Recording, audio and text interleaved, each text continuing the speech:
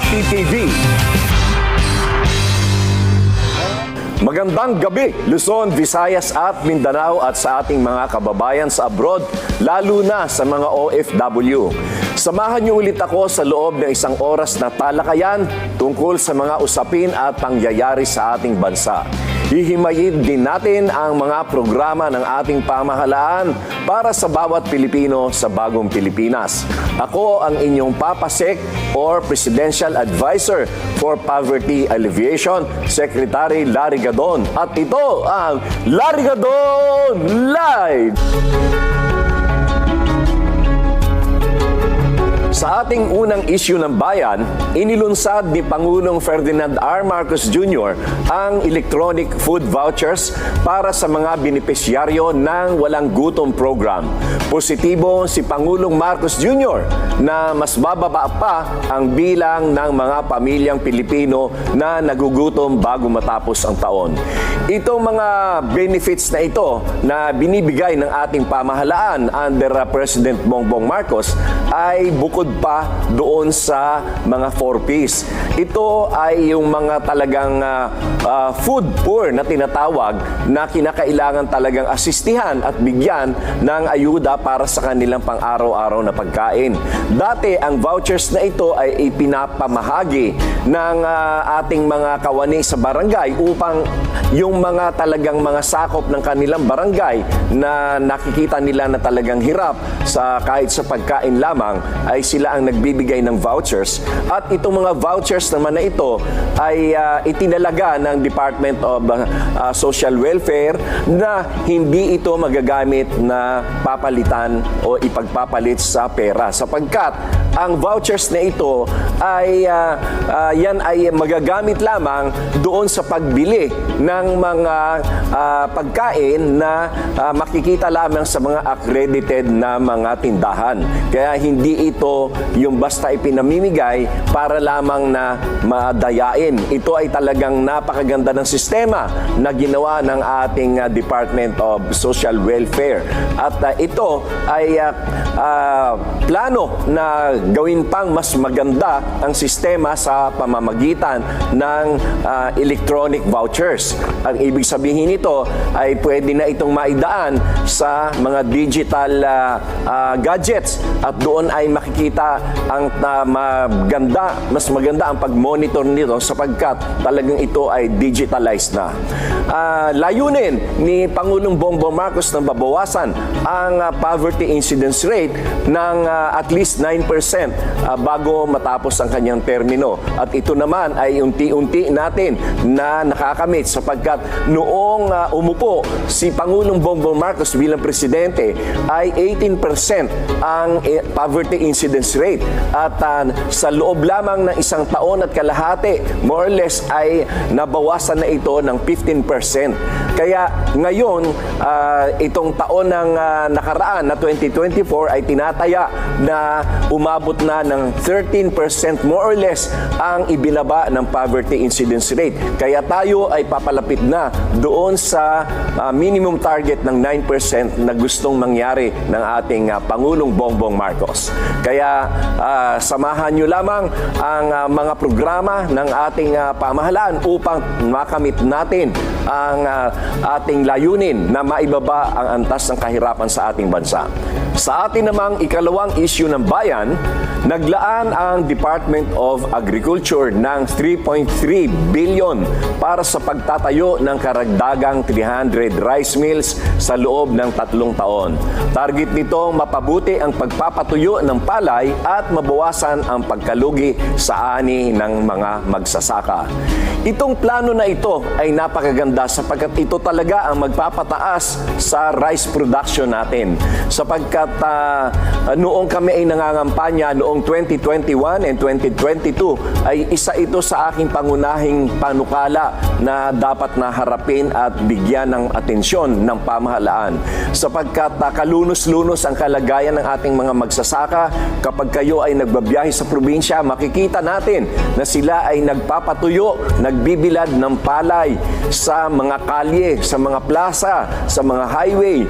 Kaya napakabagal ng ating rice production. Ang nangyari dyan ay yung panukala na yan ay natuon sa isipan ng ating Pangulong Ferdinand Marcos Jr. Kaya ito ay binibigyan niya ngayon ng kaukulang pansin at atensyon at bigyan ng talagang solusyon. Ang plano ng Department of Agriculture ay maglaan ng 3.3 billion pesos para sa 300 pa na mga rice mills. Kasama na rito ang drying facilities at ito ang talagang magpapataas pa ng ating mga rice production. Naalala ko noong ako ay nagpunta ng Cambodia para magkaroon ng ocular inspection doon sa kanilang mga rice mills, ay nakita ko doon ang talagang mga modernong kagamitan ng Cambodia, kaya napakataas ng kanilang produksyon ng bigas.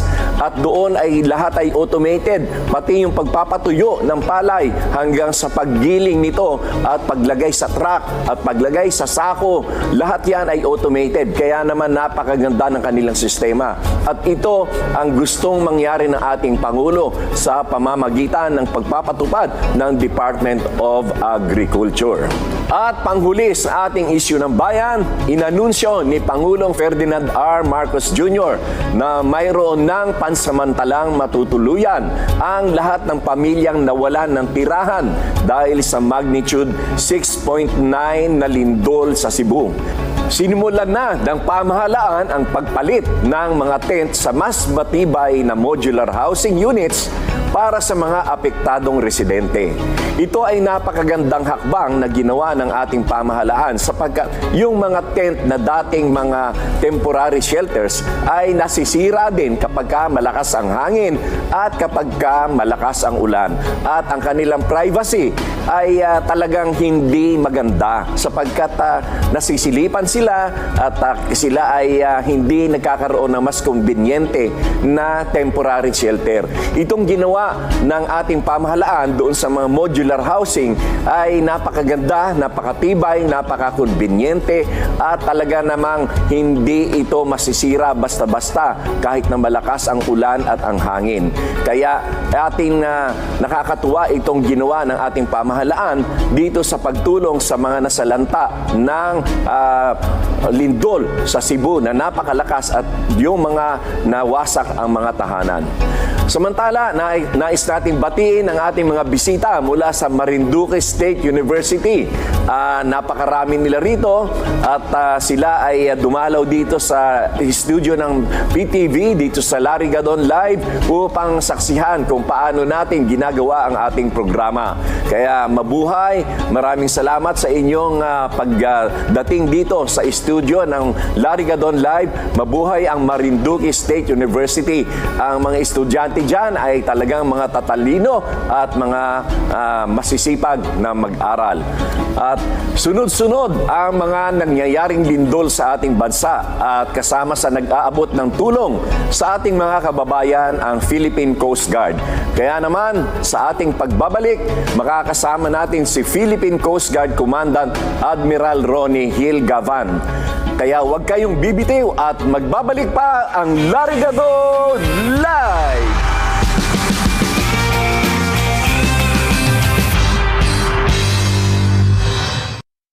Disaster Watch, paghahanda sa The Big One o malakas na lindol sa Metro Manila. Para mapabilis ang emergency evacuation at response sakaling tumama ang malakas na lindol sa Kalakhang, Maynila. Hinati ito sa 4 na quadrant para mabilis na mapuntahan ng mga lumilikas. North Quadrant. Sakop nito ang mga syudad ng Caloocan, Quezon City, Valenzuela, San Juan at Mandaluyong. Ang nakatalagang evacuation camps dito ay ang Veterans Memorial Medical Center at ang UP Diliman Open Grounds. Ang mga primary care hospital sa North Quadrant ay ang Dr. Jose Rodriguez Memorial Hospital, San Lorenzo Ruiz Women's Hospital, Valenzuela Medical Center, East Avenue Medical Center, National Children's Hospital, Philippine Orthopedic Center, Quirino Memorial Medical Center, Lung Center of the Philippines, National Kidney and Transplant Institute, Philippine Heart Center, at ang Philippine Children's Medical Center. East Quadrant. Sakop nito ang mga syudad ng Pasig at Marikina. At ang mga evacuation camps dito ay ang LRT2 Santolan Depot, Marikina Boys Town, Red Cross Compound Marikina, at ang Ultra Pasig.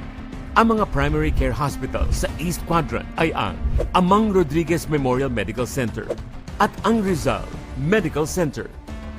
West Quadrant, kasama dito ang mga syudad ng Maynila, Malabon at Navotas. Ang Intramuros Golf Course ay ang nakatalagang evacuation camp dito. Ang mga primary care hospital sa West Quadrant ay ang Dr. Jose Fabellar Memorial Hospital, National Center for Mental Health, San Lazaro Hospital, Tondo Medical Center, at ang Dr. Jose R. Reyes Memorial Medical Center. South Quadrant, sakop nito ang mga syudad ng Las Piñas, Makati, Muntinlupa, Parañaque, Taguig, Pateros, at Pasay. Ang Villamor Air Base ay ang nakatalagang evacuation camp dito. Ang mga primary care hospital sa South Quadrant ay ang Las Piñas General Hospital and Satellite Trauma Center at ang Research Institute for Tropical Medicine or RITM. Tandaan, kahandaan ang susi sa kaligtasan. Huwag malito. Dapat laging listo.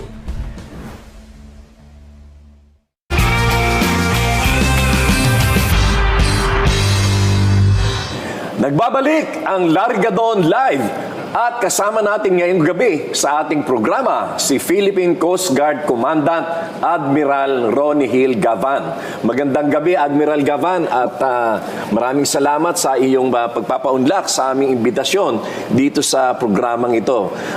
Layo natin ang maipaliwanag sa ating mga kababayan ang mga issues tungkol naman dito sa Philippine Coast Guard at ang ating mga bagay-bagay dyan sa West Philippine Sea. Hindi batid ng karamihan pero tumutugon ang Philippine Coast Guard sa panahon ng kalamidad. Nitong sunod-sunod ang lindol at mga bagyo, paano ang nagiging paghanda ng PCG para sa agarang pagtugon dito? Pwedeng paliwanag kung ano ang tungkol sa deployable response groups ng Philippine Coast Guard? Unang-una, magandang gabi po, Secretary Larry. Magandang gabi rin. Opo. Sa utos po ng ating Pangulo, ang Philippine Coast Guard ay umaakto po sa mga disasters as part, kabilang po ng NDRRMC. Oo. So ang paghahanda po namin ay nakatuon sa pagtulong sa mga local DRRMOs. So, yung deployable response group po na binubuo ng mga 7 to 10 katao, kasama mga doctors, nurses, medics, mga rescue divers, ay naka-spread na po yan sa ating 16 districts all over the country. So, kung mayroon pong mga disasters, nakahanda po sila anytime to support yung ating local government units.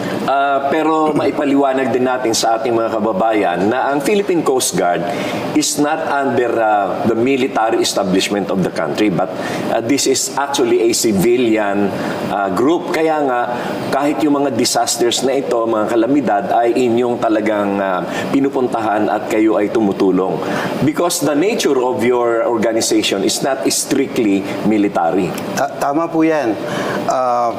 Pero ipaliwanag ko lang din po na may kunting unique attribute yung Coast Guard. Kami po ay in-establish ng Republic Act 1993 bilang isang armed and uniform armed service na ang sinusunod po ng aming discipline system ay yung Articles of War pa rin po na nag-govern sa military. So 24/7 po kami and we can be sent to harm's way. Opo, dahil po mataas po yung requirements sa disiplina ng Coast Guard, hindi po kami under ng civil service na nagre-require sa amin na maging present only from 8 to 5. Kami po ay 24/7. Pero tama po kayo, Secretary, na hindi po kami part ng Department of Defense, hindi po kami part ng AFP, ng Armed Forces of the Philippines. Ngunit kami po ay sumusunod sa aming Code of Conduct Oo. na nahango po sa Articles of War Oo. na siya pong nag-maintain ng disiplina ng mga kasundaluhan. Pero ang inyong commander-in-chief ay ang presidente pa rin. Yes, ang presidente pa rin dahil ang presidente ang commander-in-chief of all armed forces of the Philippines. Philippines, oo. Na may maliit na A, may maliit na F, meaning the generic armed services of the country. Nabanggit nyo kanina na kayo ay tumutugon sa mga kalamidad, sa mga asakuna, sa mga matitinding mga dilubyo na inaabot ng ating mga kababayan at kayo ay mayroong 16 na mga na-establish na sangay sa buong kapuluan ng Pilipinas. Di siyempre, itong trabaho ng ating mga kapatid na mga Coast Guard ay talagang stressful. No? At talagang hindi lamang sa physical, kundi pati na rin sa kanilang mga psychological stress ay nandyan. So, paano ninyo pinapalakas ang mental health and well-being ng mga PCG personnel, lalo na yung mga nakatalaga sa mga remote or conflict areas?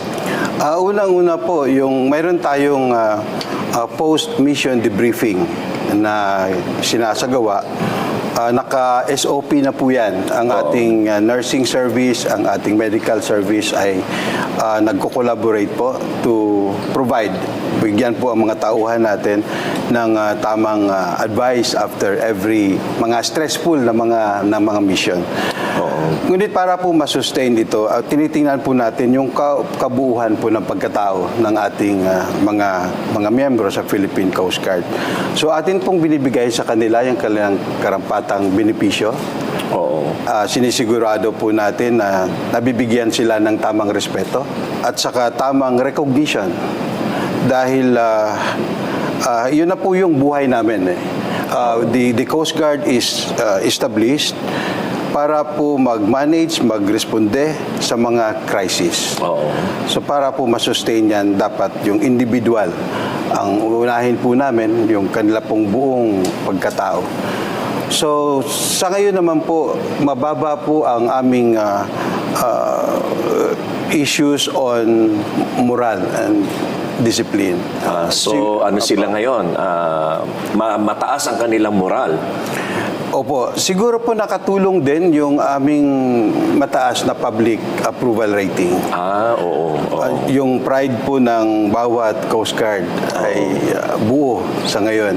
Nararamdaman po ng bawat isa sa amin na kami po'y mahalaga sa pagtaguyod sa interes ng ating bansa. Oo, totoo yan. Sapagkat ako, mga 20 years ago, ay naging miyembro ng Philippine Coast Guard Auxiliary. At kapag may mga coordination na ginagawa sa amin ng Philippine Coast Guard, kami ay nagpupunta para tumulong.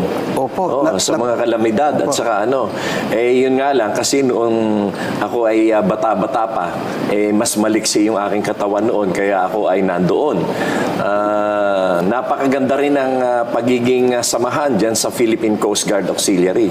At marami ang mga profesional na mga nagmimiyembro dyan sa organisasyon na yan na attached to the Philippine Coast Guard para tumulong. Sa ibang usapin, kamusta na ngayon ang update tungkol sa search operations sa mga missing sabungero sapagkat kayo yung isa sa mga lead agency na tumutulong dito upang marisolba itong issue na ito?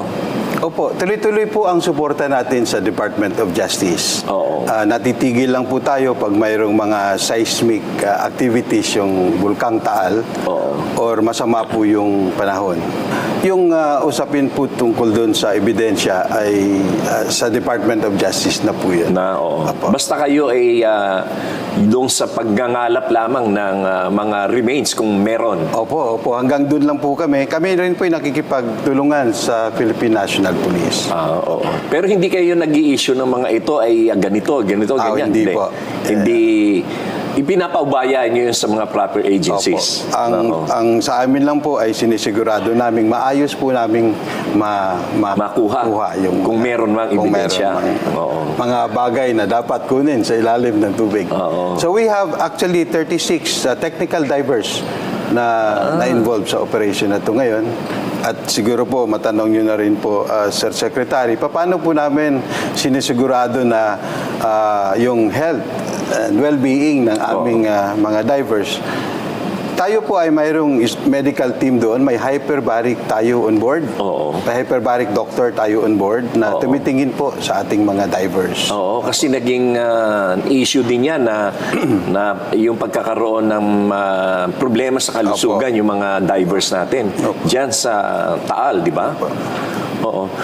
Paano naman ninyo hinahati ang inyong operasyon o tauhan gayong tumutugon din kayo sa mga panahon ng kalamidad? Prioritization lang po. Kami ay may sinusunod na programa, yung tawag nating iCare. Oo. Intensified Community Assistance, Awareness, Response, and Enforcement. Ganda niyan Yung iCare po, bakit po siya dahil kami po ay naniniwala na magiging epektibo kami pag yung operasyon, bawat operasyon ay bunga ng personal na commitment ng bawat individual ng isa po sa amin. So, nakadoktrina na po yan kung ano pong klaseng kalamidad, anong klaseng emergency. Nakahanda po ang Coast Guard dahil po sa training namin, nakasama po yan lahat. So, sa ngayon, we are already around 36,000 going 37,000. At so far naman, nagagampanan pa naman po. Resource optimization na po. Yun. Talagang management. Opo. Yan ang tinatawag na organizational management. Opo. Effective and efficient organizational development. May mga programa ba ang PCG tungkol sa information campaign hinggil sa maritime safety at disaster preparedness? Sapagkat noong mga nakaraang taon ay palagi na lang tayong nakaka-experience ng mga barko na lumulubog. At ako mismo nung ako ay madalas pa umuwi doon sa bayan, sa aming bayan sa Mindoro, ay madalas kong maranasan na yung talagang overcrowded yung mga vessels dyan na bumabiyahe. Particularly when I was a kid, talagang hanggang kayang sumakay yung tao, sasakyan nila kahit wala na upuan, kahit na doon sa sahig umupo, talagang pinupuno nila yung bawat biyahe. Kaya naman talagang nakakatakot ang mga safety concerns noon sa mga paglalayag ng mga barko. Opo. Ngayon, ano ang ginagawa ninyo tungkol dyan sa mga security and safety measures? Okay. Unang-una po, pinapromote natin yung responsible ship ownership. Oo. Dapat po ma-recognize ng mga ships operators na sila po ang may responsibilidad na dapat ligtas ang kanilang mga barko. Sa side naman po ng Coast Guard, tinitrain po natin ng maayos yung mga tauhan natin upang maipatupad po nila ng maayos yung ating mga regulasyon. Binibilang ba nila ang mga pasahero? Ganun pa rin po. Ganun pa rin po. Yun lang, mas maayos na po yung pagkandak po ngayon. At saka dumami na po yung mga tauhan natin. Oo. Then, pag may mga sitwasyong masama po ang panahon, for example, or may mga piyesta, may mga national celebrations, pasukan ng klase, nagkakaroon po tayo ng massive na information campaign sa mga coastal communities, sa social media, sa mainstream media, upang ma-remind po natin hindi lang yung ship owners, ship operators, pati rin po yung mga pasahero. Pinapaalala po natin na bawat isa po ay mayroong responsibilidad. It takes two to tango, sabi nga po. Nabanggit din yung public information campaign, planong isama ang talakayan tungkol sa West Philippine Sea sa Arling Panlipunan na curriculum. May papel ba ang PCG dyan at ano ang inyong opinion tungkol dyan? Yan, sa pagpapalaganap ng kaalaman dito at gawin na itong isang issue sa Arling Panlipunan? Opo, totoo po yan. Nakipag-partner po tayo sa Department of Education upang maisama na po sa curriculum sa mga eskwelahan natin. Dahil naniniwala po ang Coast Guard na yung ating pagpapahalaga sa ating soberenya ay dapat mag-umpisa sa mga paaralan. at pati po rin po sa pamilya. Oo. So, aside from ini-incorporate natin sa curriculum yung usapin sa West Philippine Sea, mayroon din tayong mga information caravan. Oo. Yung atin pong West Philippine Sea group ng Coast Guard, mayroon pa kaming focus na group na nag-handle niyan. Umiikot po sa buong bansa. Oo. Sa mga campuses, ini-engage po yung mga kabataan at pinapaliwanag yung mga issues sa West Philippine Sea. Then mayroon din po tayong yung comic book. Oo. Yung mga kwento ni Teacher June. Oo. Kung nabasa niyo po yun, doon po nakasaad yung mga basic issues, yung mga legal na usapin, ano po yung ginagawa ng pamahalaan, at paintindi po sa taong bayan na hindi po natin pinapababayaan ang West Philippine Sea. Oo. Dinidistribute po natin yan sa mga libraries, sa mga campuses. Mga 20,000 copies na po sa ngayon ang ating na-distribute. Oo. Mayroon din tayong takbo para sa West Philippine Sea. Ang target naman po natin dito ay mga kabataan. Oo. Tama po si Jose Rizal, ang pag-asa ng bayan. Ay, ang kabataan. Ang kabataan. Oo. Napakaganda pala na inyong plano na yan, ha? At ako ngayon ko lang nalaman yan na meron pala kayong ganyang public information campaign, lalo na sa ating mga kabataan. Pati ang National Youth Commission, mayroon din po kami meron din sila memorandum of agreement sa kanila. Oo. Napuna ko, napuna rin naman ng marami na napakaganda ng polisiya at direktiba ni Pangulong Bongbong Marcos patungkol dito sa West Philippine Sea na napakaganda ng treatment na hindi tayo sumusuko, hindi naman tayo nakipag-away. But we are strengthening our claim of sovereignty over these territories. Ano ang kaibahan ng mga ginagawa ni Presidente Bongbong Marcos ngayon kaysa doon sa mga nakaraang administrasyon? Kung inyo lamang itong mapupuna. Sa ngayon po, napaka-klaro po ng instruction sa amin ni Presidente na not a square inch of our territory Should be given up. Yes, opo. And mayroon po kasing karugtong yun na it should be peaceful and it should be in accordance with international law. Oo. Sa katunayan, maganda ang pakikipag-ugnayan ni Presidente Bongbong Marcos doon sa ating mga karating bansa. Opo. Na ang nangyayari ay nagkakaroon ngayon ng international pressure Opo. sa ating katunggali sa bagay ng ownership diyan sa mga territories na yan. Ay sila ay pumapanig sa stand ng Pilipinas. Ano masasabi niyo diyan? Opo, nung pinag-utos po ng ating Pangulo na tayo po ay mag-maximize sa ating transparency initiative, nagbago po ang tingin ng mundo sa ginagawa po ng Pilipinas. Pinapaalam po natin sa kanila kung ano talaga yung aktual na nangyayari doon sa usapin at saka pangyayari. Opo. So dahil po doon naka-gain tayo ng international support. Oo. At dahil din po doon medyo mas umayos po yung kalagayan. Karamihan yan. Dahil marami na tayong katulong Marami na tayong kakampi. Oo. So yun po pero not in the terms of declaring war or hindi po. hostilities, Opo. but in terms of recognition. Opo. Oo. Ngayon sa Philippine Coast Guard Kaya naman. sa totoo lang, dapat malaman na ating mga kababayan na nangyari lamang yan itong sa termino ni Pangulong Bongbong Marcos. Opo. Ako po sa aking personal na experience, ang pakiramdam ko po napaka-safe po ng bansa sa pamumuno ng ating presidente. Napakakalmado niya po kahit anong sitwasyon, anong tensyon. Napakakalmado talaga niya. Napakakalmado at saka sharp yung kanyang mga guidance po sa amin. Isang beses ko lang nakita na galit yan, yung na-inspeksyon niya yung isang ghost na flood control project. Opo. Pero kuminsan nga ako pa nagagalit yan kasi nga hindi nakuha magalit. Oo nga po. Pero sa Coast Guard po, para ma-institutionalize yung kanyang instruction, mayroon po kaming tatlong main effort aside po doon sa pag-maximize natin sa transparency initiative.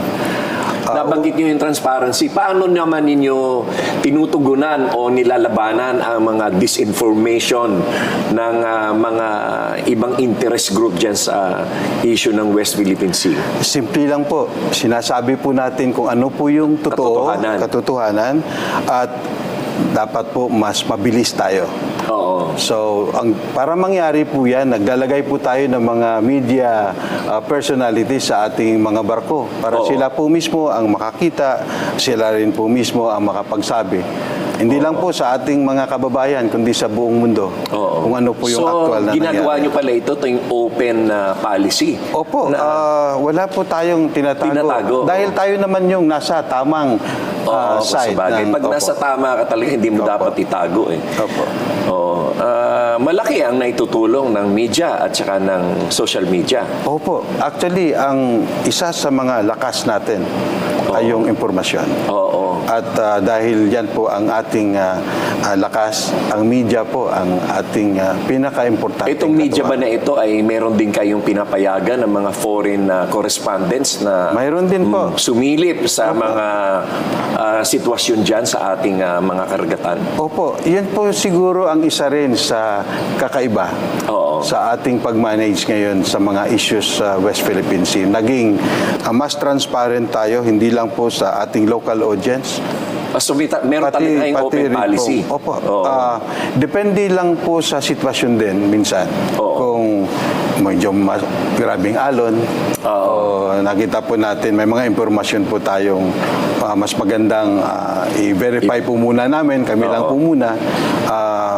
Siguro may... Nauunawaan naman nila yon okay na naman hindi nyo sinisikil ang press Opo. freedom. May bagyo may malakas ang alon. Opo. Hindi nyo papayagan na sila ay lumaot. Baka magsuka. Oo nga. Opo.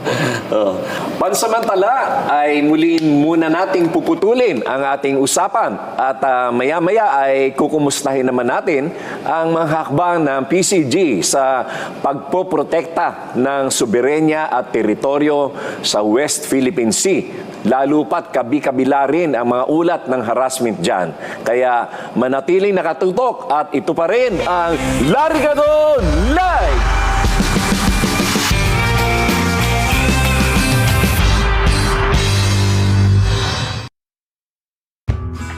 Hatid sa inyo ng mga aksyon ng National Irrigation Administration ukol sa maayos na patubig sa bansa. Sa pagkikipagtulungan ng National Irrigation Administration at Department of Agriculture sa ilalim ng proyekto ng Kadiwa ng Pangulo, naglungsad ang NIA ng Kadiwa sa NIA. Nakakibili tayo ng mga sariwa at mura na mga produkto ng mga farmers natin. At the same time, natutulungan naman natin sila. Mura siya, mas mura kaysa merkado. Kasama si Aljo Bendijo at Joey Capisonda. Patubig sa Bagong Pilipinas. Ngayong Sabado, alas 4:30 ng hapon sa PTV.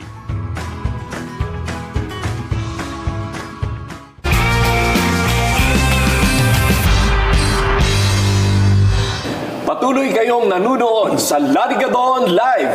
Dumako naman tayo sa usapin ng teritoryo at soberenya ng bansa. Kasama pa rin natin si Philippine Coast Guard Commandant Admiral Ronnie Hill Gavan. Sa kabila ng tensyon sa West Philippine Sea, anong pangunahing mandato ng Philippine Coast Guard alinsunod sa direktiba ni Pangulong Marcos Jr.?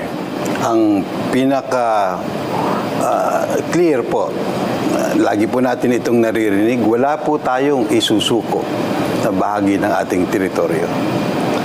Oo, yun talagang kaibahan ni Pangulong Bongbong Marcos, dahil na talagang Napakaklaro po na. Napakaklaro at saka talagang mahal niya ang soberenya ng ating bansa. Opo. Na iyan ay talagang dapat natin na protektahan ng hindi naman sa pamamagitan ng pakikipag-away o pakikipagyera. Opo. At Napakaganda ng kanyang diplomatic approach dito. At para po ma-undertake yung instruction ng ating Pangulo, mayroon pong tatlong lines of effort, Oo. tawagin natin, na ginagawa ang Philippine Coast Guard. Una po ay yung Maritime Domain Awareness and Response, including law enforcement. Tayo po ay lagi pong nagpapatrolya. Tayo po ay laging nagmamasid Oo. sa ating mga karagatan. Pangalawa po, yung Coastal State Administration. Oo. Lagi po nating sinisigurado na yung atin pong mga batas ay atin pong naipapatupad, hindi lang po sa mga karagatan, kundi po sa coastal areas, sa atin pong mga features, mga isla Oo. na atin pong pag-aari sa West Philippine Sea. Ang pangatlo po, nabanggit niyo po ito kanina, yung pinapalakas po natin ang ating international cooperation Oo. and engagement. And uulitin ko rin po ang ating Transparency Initiative na siya pong nagbibigay buhay ito sa tatlong effort na ginagawa po namin. Oo. Napakaganda. Ano ang kaibahan ninyo sa Philippine Navy pagdating sa mandato na protektahan ang soberenya ng Pilipinas? Kasi marami ang hindi na liliwanagan dyan sa issue na yun. Ano ang Philippine Coast Guard? Ano naman ang Philippine Navy? Ang Philippine Navy, sila po yung mga warriors natin. Sila So, yung may mga barko na may mga malalaking mga artilleries. Opo, ang pangunahing mission po nila ay naval defense. Oo. Ang Philippine Coast Guard naman ay maritime governance. Oo. Atin pong pinapatupad o atin pong isinasagawa yung mga maritime safety activities Oo. na responsibilidad po natin bilang isang coastal state. Oo. Atin rin pong pinapatupad yung marine environmental protection activities dahil tayo rin po ang may responsibilidad sa bahagi na yan at yung mga maritime law enforcement activities. So malinaw yon. Ang Philippine Navy ay yung depensa Sila sa po. anumang mga sigalot. Ang Philippine Coast Guard naman ay yung pangangalaga ng ating mga karagatan Opo. at yung enforcement ng mga environmental and maritime laws. Opo. Oo. Paano sinusuportahan ng PCG ang mga mangis ng Pilipino doon sa mga lugar na malapit sa pinag-aagawang teritorya? May mga programa po tayo. Mayroon tayo yung kadiwa para sa mga bagong bayaning mangingisda. Oo. Ang programa po na ito ay nagpapadala po tayo ng mga barko. Oo. Tayo po'y nagbibigay ng fuel subsidy, Oo. ng mga food packs, Oo. ng Fuel tubig. subsidy para doon sa mga municipal Katuwang po fishermen. natin ang Bureau of Fisheries oo, sa oo. Department of Agriculture. Oo. Actually, yung Department of Labor po ay nakikipag-usap na rin po sa amin upang tutulong din po. Ayan ay isang ayon sa direktiba ni Pangulong Bongbong Marcos ng one government approach. Opo. Sa pagkakataon na ito ay ang mga ahensya ay nagtutulungan, Yes, hindi sir. nagyayabangan at Tama po nagsisisihan. yun. Tama Yan ang po yun. isang talagang napakagandang polisiya ni Pangulong Bongbong Marcos. Opo. Na we are one government and working for one people, Yes. working for one country, and therefore we should have a one government approach. Wala na yung Wala yung nang pasikatan o kaya pasikatan. kanya-kanya or sisihan. Ang stance nga po ng Coast Guard ngayon, ang aming lagi pong sinasa puso, kami po ay isa lang po sa mga instrumento ng ating bansa.